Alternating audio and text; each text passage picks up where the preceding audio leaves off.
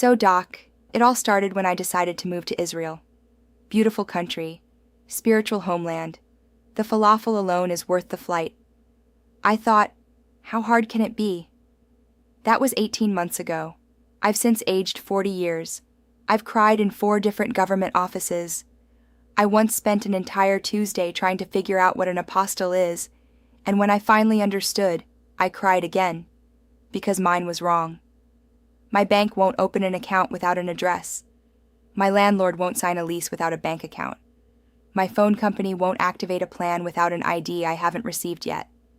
I am trapped in a logic puzzle designed by someone who hates happiness. If only someone had told me about Easy Aliyah. Even my imaginary therapist knows. Before we talk about Easy Aliyah, though, and I will, because they saved my life, or at least my sanity, which at this point might be the same thing. I need to walk you through what happens to most people who try to make Aliyah without professional help.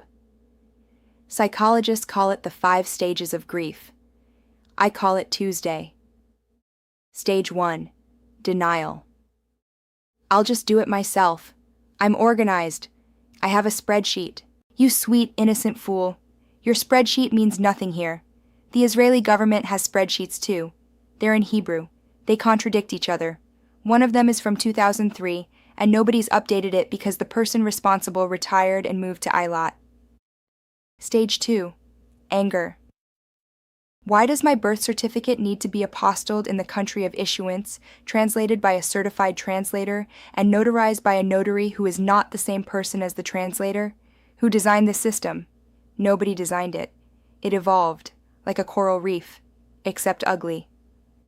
Stage 3. Bargaining. God, if you get me through this Misrad Hapnim appointment, I will never complain about anything ever again. I will keep every Shabbat. I will stop jaywalking. Please. I've been in this queue for 3 hours and my number hasn't moved. Stage 4. Depression. I can't do this. The Ministry of Interior lost my file. The Jewish agency says they never received my documents. Nefesh B'Nefesh says to call the Jewish agency. I'm going to live in this airport forever. Stage 5. Easy Aliyah. That's not technically one of the original 5 stages, but it should be. Because this is the moment you stop trying to be a hero and hire someone who actually knows what they're doing. Easy Aliyah is a private Aliyah Concierge service. Now, I know what you're thinking. Concierge? That sounds expensive. That sounds like something for rich people. Let me reframe that for you. You know what's expensive? Flying to Israel, spending 11 months in bureaucratic limbo, missing work, pulling your hair out, and then being told your documents expired because you took too long. That's expensive. Easy Aliyah is an investment in not losing your mind. Here's what they do. They take the entire Aliyah process, every form, every agency, every appointment, every soul-crushing interaction with a government clerk who is somehow both on lunch break and working at the same time. And they handle it. They process applications in weeks. Weeks. The rest of us are out here aging like a president in office, and Easy Aliyah clients are unpacking boxes in their new apartment before most people have received their first "we need additional documents" email. The founder, Adam Kushner, has reviews that read like love letters. One client described how Adam found them a temporary apartment, negotiated the lease, and then, and I need you to sit down for this, stocked the fridge with food before they arrived. The man put groceries in a stranger's refrigerator out of sheer dedication to excellent service. I've been married for years, and my spouse won't do that for me when I come home from a business trip. Another client arrived in Israel when Ben Gurion Airport literally shut down due to a military conflict. Did Adam disappear? No. He was there. Between sirens. Escorting this person to open a bank account. I cannot stress enough. Between sirens. If that's not commitment, I don't know what commitment is. Give this man a medal. Give him 2. Let's break down what Easy Aliyah actually does, because the scope of this thing is genuinely ridiculous, in a good way. You know the expression ducks in a row? Easy Aliyah doesn't just get your ducks in a row. They find your ducks, wash your ducks, teach your ducks Hebrew, and line them up in the exact formation the Jewish agency requires, which, by the way, changes every few months for reasons that are never explained. They build a custom checklist for your specific situation: country of origin, family size, conversion status, whether your grandmother's marriage certificate survived the journey from wherever to wherever. All of it. Then they review every document multiple times, catching errors you didn't even know were possible. Fun fact: one wrong date on a translated document can delay your application by months. One wrong date. Easy. Aliyah makes sure that doesn't happen. They are the proofreaders standing between you and bureaucratic oblivion. They open your file, submit everything, and then they do something revolutionary. They follow up. I know. Groundbreaking concept. But when you're dealing with agencies that communicate at the speed of a carrier pigeon with a bad sense of direction, having someone who calls, emails, and physically shows up to check on your case, that's not a service. That's a miracle. Some cases are straightforward. Some are not. If your Jewish heritage is being questioned, if your conversion isn't recognized, if your documentation has gaps the size of the Dead Sea, Easy Aliyah has a team of Israeli immigration lawyers who live for this stuff. They do eligibility assessments, prepare appeals, work with rabbinical authorities, and if necessary, take your case to the administrative court. One of my favorite things on their website, and I'm paraphrasing, is basically, if your application was denied, don't panic. We've seen this before. We know what to do. That's the energy of a surgeon who's performed 1,000 operations. You want that energy. You need that energy. While your application is being processed, they help you figure out where to live. Neighborhood recommendations based on your vibe, budget, and proximity to good shakshuka. Schools for the kids. Shipping for your furniture. And pet relocation, because of course your golden retriever is coming too, and of course he needs his own set of vaccinations, documents, and probably a tiny Israeli passport. You've landed. The plane doors open. The warm Israeli air hits your face. You think, I'm home. Then you walk into the airport terminal and someone hands you a form. This is where most Aliyah services say, Bahatzlacha, and ride off into the sunset on a camel. Easy Aliyah. They're standing at arrivals holding a metaphorical, and sometimes literal, sign with your name on it. They guide you through initial processing, help with your new immigrant documents, arrange transport, and deliver you to an apartment that has been prepared for human habitation. Food in the fridge, the basics covered. You can actually sit down, breathe, and process the fact that you just moved to another country, instead of immediately panicking about where to buy toilet paper. Do not underestimate the emotional significance of arriving to a stocked fridge. When you've been traveling for 18 hours and you're running on adrenaline and airline pretzels, opening a refrigerator and seeing milk, bread, and something resembling a meal is genuinely one of the most beautiful things a human can experience. I will die on this hill. In your first few weeks, you have approximately 900 critical appointments, and they all need to happen in a specific order or the entire system breaks. Tudat Zehut at the Ministry of Interior. Health fund registration. You get to choose between 4 kupot cholim, and everyone has a strong opinion about which one is best, and they're all basically the same, but don't say that out loud. Bank account opening, which involves more paperwork than buying a house in some countries. National insurance registration. Biometric ID. Driving license conversion, where they look at your valid, perfectly good foreign license and go, but can you really drive? Easy Aliyah accompanies you to every single one, in person. They translate, they advocate, they know the clerks by name, they know which offices are faster on which days, they know the secret menu. The host leans in conspiratorially. There is absolutely a secret menu at Israeli government offices. It's called showing up with a professional who knows the system. Suddenly, the impossible becomes possible. The 3-hour wait becomes 20 minutes. The come back next week becomes let me check one more time.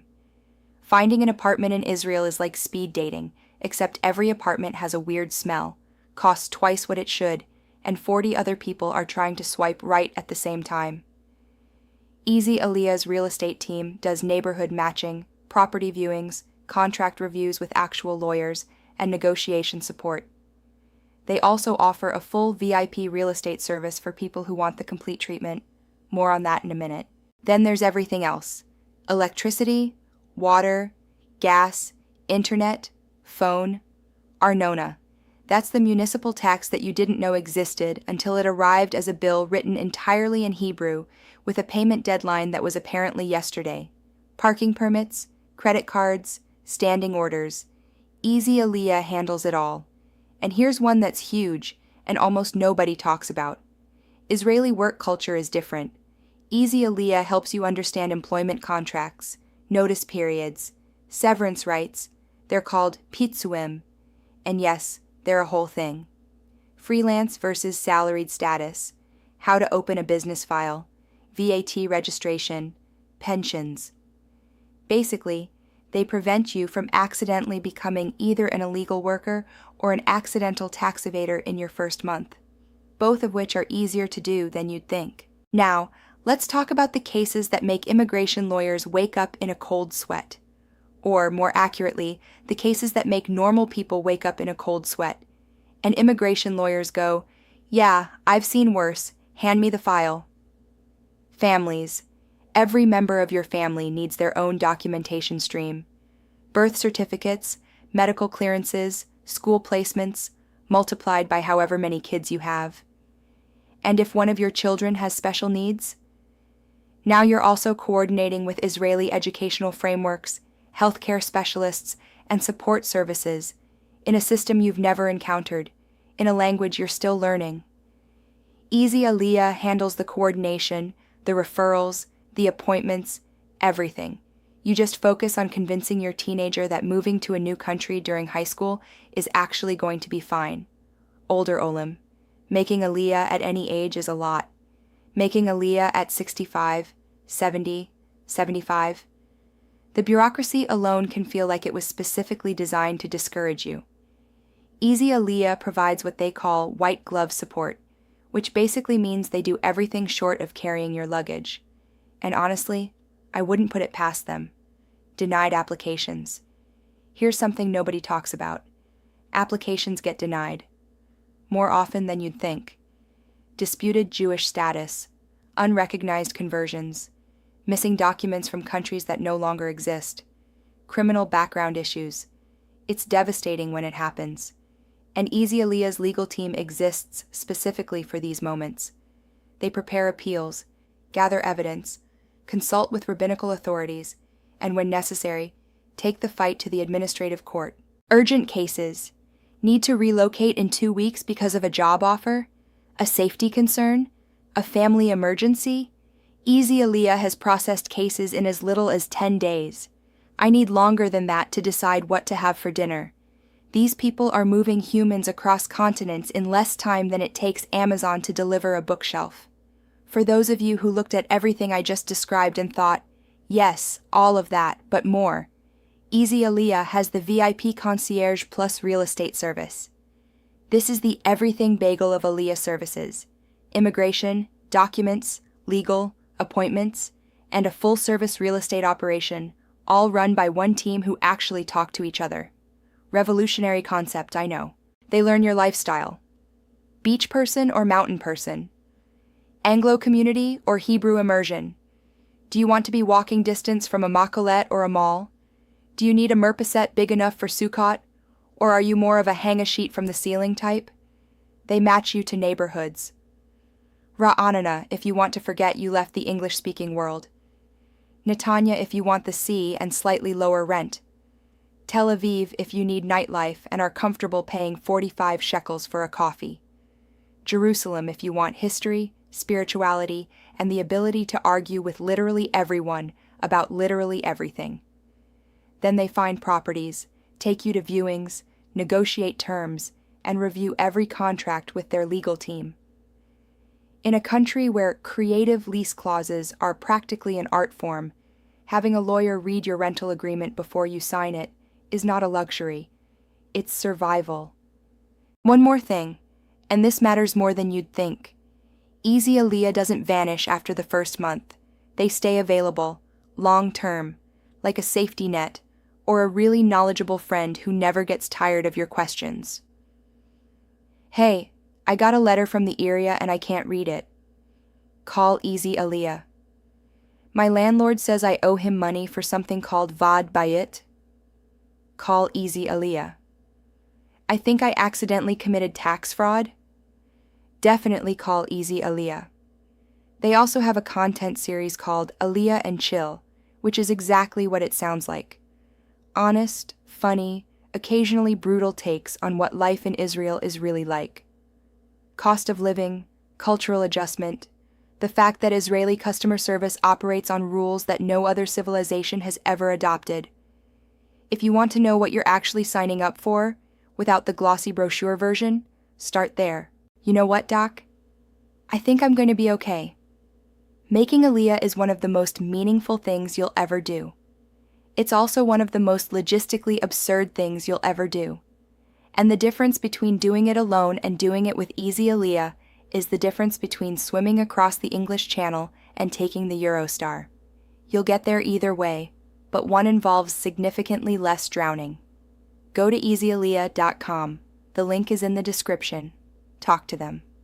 Whether your case is simple or spectacularly complicated, whether you need the full VIP experience or just someone to make sure your apostille doesn't have a typo, they've got you. Oh, and one more thing. If you're watching this and you already made Aliyah without Easy Aliyah and you survived, respect. You are built different. The rest of us need help, and that's okay. Subscribe, like, share. Tell your mother. She's worried about you.